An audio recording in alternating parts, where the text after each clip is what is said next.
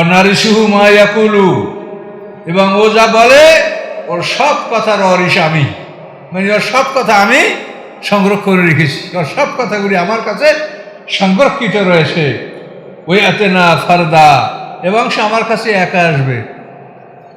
সে সময় কোনো দলবল পার্টি সহযোগী কেউ থাকবে, আমরা সবাই একা একা একাই আল্লাহর কাছে হাজির হতে হবে।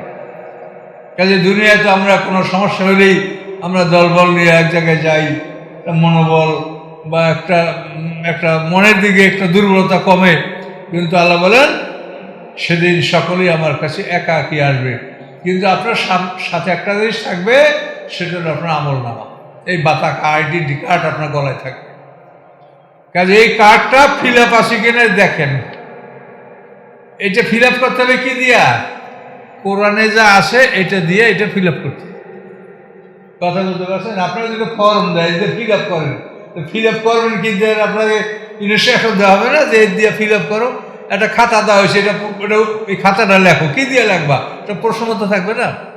তা আপনার গলায় যে কার্ড, এটা ফিল আপ করবেন কি দিয়া? কোরআন দিয়ে।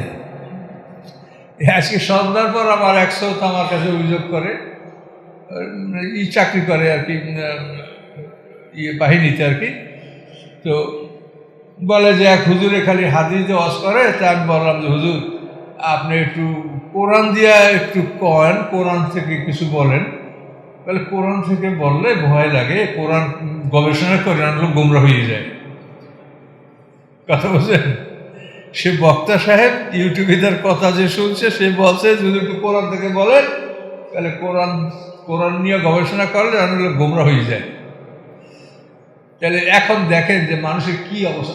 আমরা আলেম সমাজ, আমাদের অবস্থাটা কোথায় চলে গেছে দেখেন।